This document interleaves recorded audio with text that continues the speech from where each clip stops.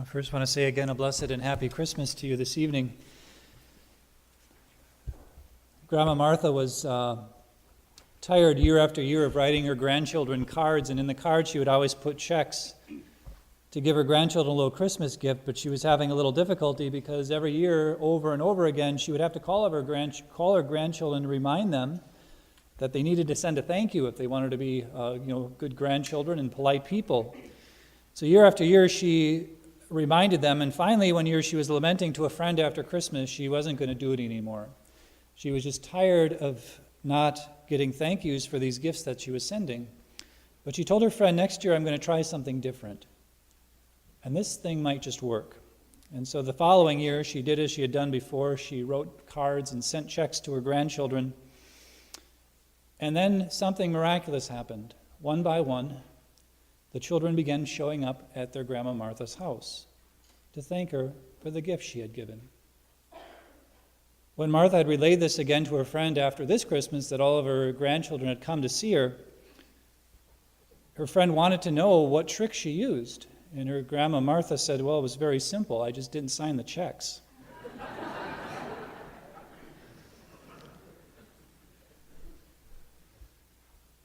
Tonight, friends, we're reminded again the importance of gratitude. Gratitude that very often stems from humility. We're met on this night, and I've always been very fond of the midnight mass because there's a real peace about it. Everything's calm in the church, everything is bright, I guess, as the song says. But our gospel writer, Luke, does this so beautifully when he talks about all of the big people that are the sources of action, the sources of power, the sources of center of attention in the world, when he says that in those days a decree went out from Caesar Augustus. Caesar Augustus was a semi-divine figure. You did what he said, and if you didn't, you would die from it. He would literally put you to death. Implicit, of course, this is during the time of Roman crucifixion. Implicit was that if you cross us, we will cross you. You were put on a cross for not obeying the emperor, who took into his hands really matters of life and death. And so he was the arbitrator of life and death, as far as people understood it.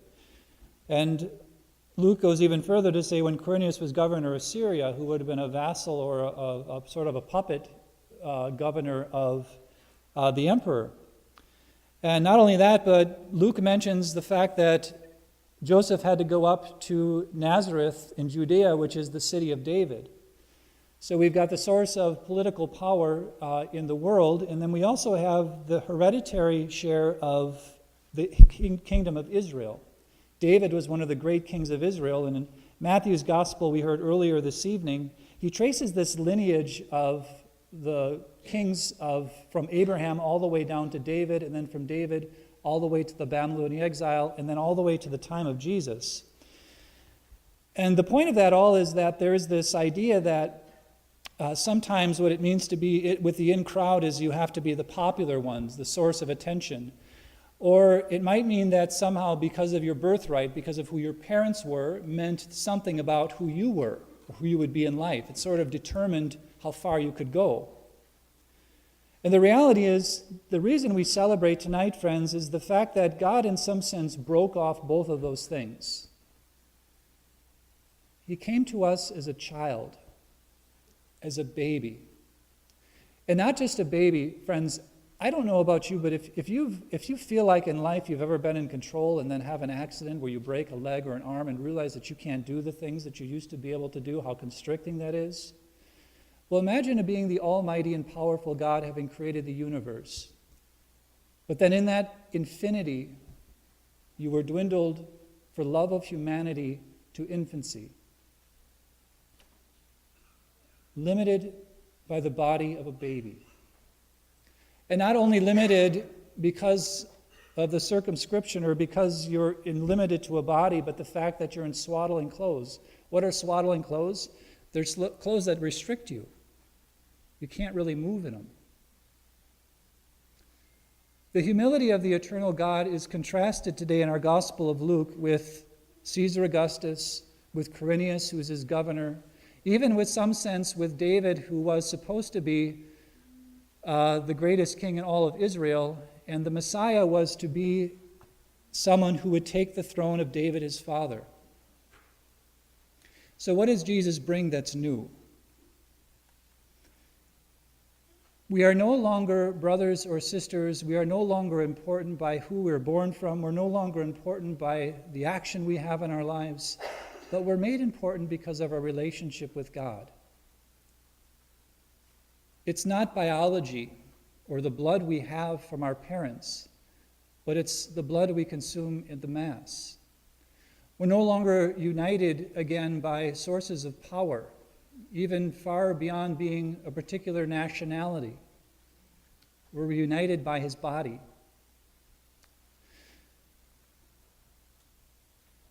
Earlier today, I was reading a story. Does everybody remember the $1.5 billion megabucks jackpot that happened a couple of months ago?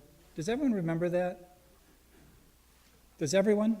Yes? Are you shy? Raise your hands. Few people sleeping here yet? Well, it turns out I read this article on the internet today, and it has to be true because it was on the internet,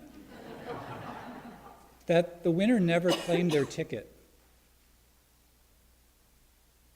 $1.5 billion was sold in Simpsonville, South Carolina. They were under the impression, because they knew where it was sold, that this was going to put the city on the map. And this was going to make them something. But the winner never claimed the ticket. And how many of us, until I mentioned it, had completely forgotten about it? Even $1.5 billion, billion with a B, has simply been lost.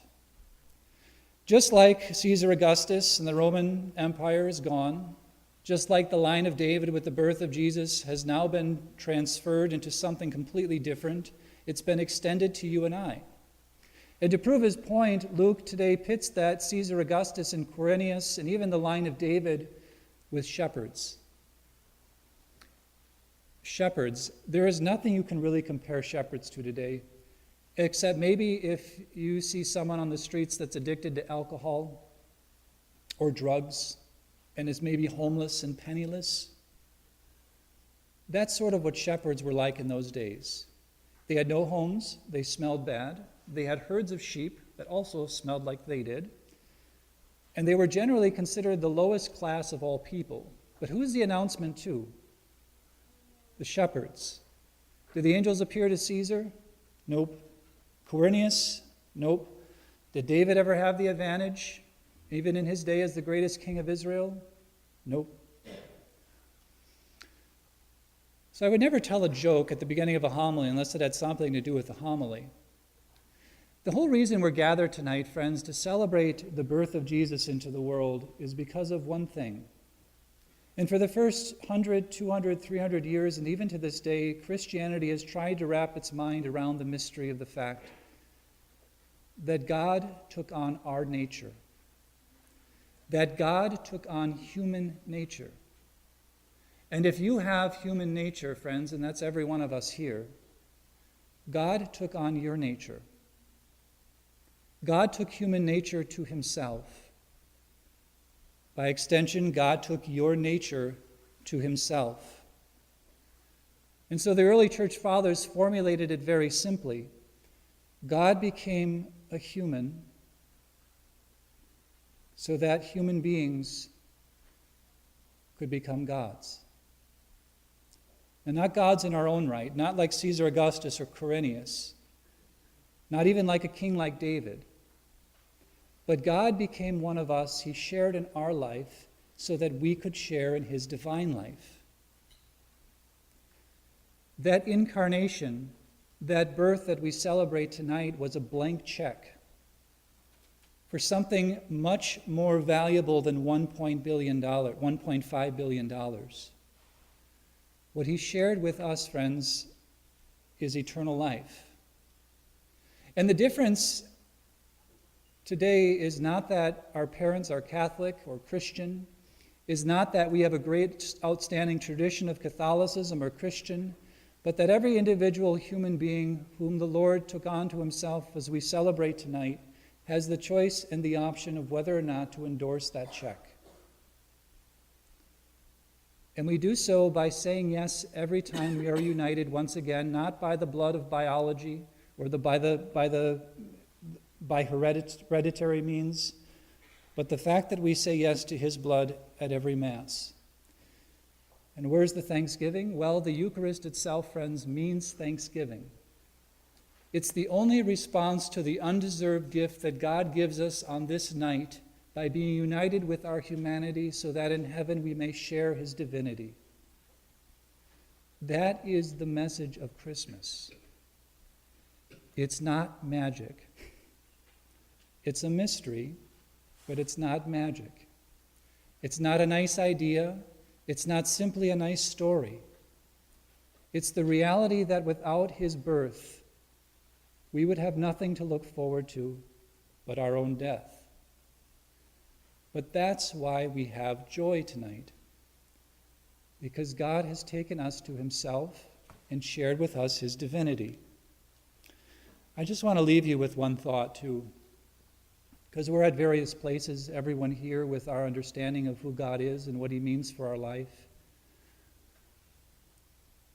But there was a question in the Baltimore Catechism that some of you may remember. It was somewhere like number 435. There was a lot of them, if you remember the Baltimore Catechism.